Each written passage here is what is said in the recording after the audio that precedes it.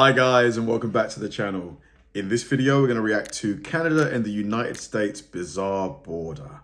Now, why is it bizarre? Like, is it not like just a straight line or, you know, a clearly visible division? Maybe in some instances, it's not quite as clear where the border is. Yeah, quite an interesting question. Like, why is it bizarre?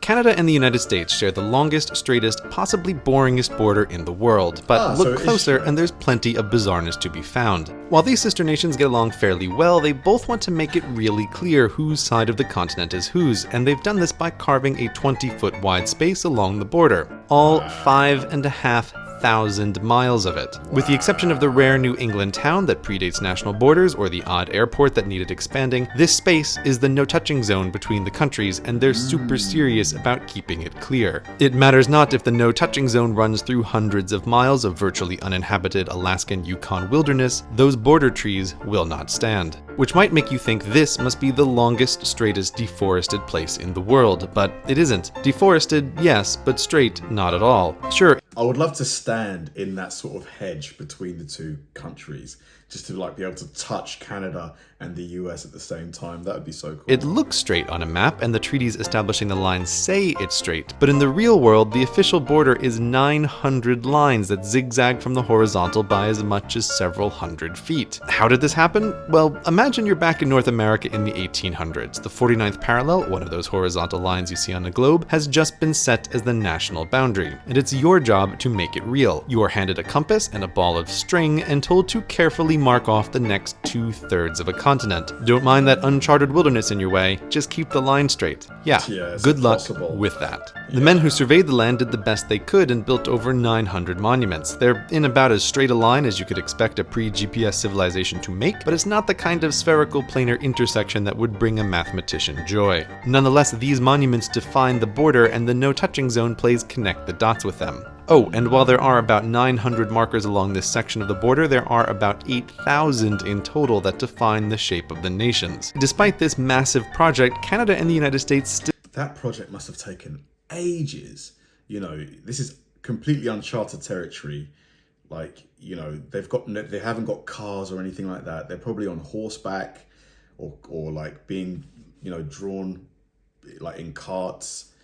It must have taken forever. Still have disputed territory. There's a series of islands in the Atlantic that the United States claims are part of Maine and Canada claims are part of New Brunswick. Canada, assuming the islands are hers, built a lighthouse on one of them, and the United States, assuming the islands are hers, pretends the lighthouse doesn't exist. It's not a huge problem, as the argument is mostly over tourists who want to see puffins and fishermen who want to catch lobsters, but let's hope the disagreement gets resolved before someone finds oil under that lighthouse. Even the non-disputed territory has a few notably weird spots, such as this tick of the border upward into Canada. Zoom in and it gets stranger, as the border isn't over solid land but runs through a lake to cut off a bit of Canada before diving back down to the US. This spot is home to about 100 Americans and is a perfect example of how border irregularities are born. Back in 1783, when the victorious Americans were negotiating with the British, who controlled what would one day be Canada, they needed a map, and this map was the best available at the time. While the East Coast looks pretty good, the wester it goes, the sparser it gets. Under negotiation was the edge of what would one day be Minnesota and Manitoba, but unfortunately that area was hidden underneath an inset on the map, so the Americans and the British were bordering blind. Seriously. It's so cool, like, deciding how countries, you know, like who gets what, like how much of this land is mine versus yours, especially back in the day when there was no GPS or satellites. If only you could go back in time and just like sit in the room as it's being discussed and argued over. They guessed the border should start from the northwestern part of this lake and go in a horizontal line until it crossed the Mississippi somewhere. But somewhere turned out to be nowhere, as the mighty Mississippi stopped short of that line, which left the border vague until 35 years later, when a second round of negotiations established the aforementioned 49th parallel. But there was still a problem, as the lake mentioned earlier was both higher and less circular than first thought, putting its northwesterly point here, so the existing border had to jump up to meet it and then drop straight down to the 49th, awkwardly cutting off a bit of Canada before heading west to the remainder of the continent. And it turns out you can't just draw a straight-ish line for hundreds of miles without causing a few more problems. One of which was luckily spotted in advance, Vancouver Island, which the 49th would have sliced through, but both sides agreed that would be dumb, so the border swoops around the island. However, next door to Vancouver Island is Point Roberts, which went unnoticed, and thus today the border blithely cuts across. It's a nice little town home to over 1,000 Americans, but has only a primary school, so its older kids have to cross international borders 4 times a day to go to school in their own state. That's crazy. They have to cross borders twice every day. Do they have to show their passports at the borders every time?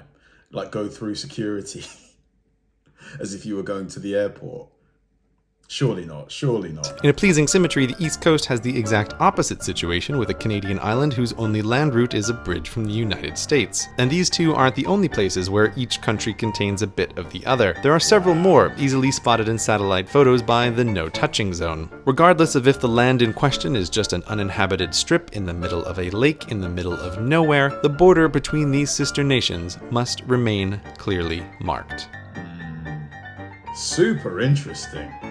Really interesting. For me, the highlight of the video is the town that, you know, for the kids to get to school, they have to cross into Canada and then back into the US because the school is in the US, but an area that is unreachable directly from their residence, their town.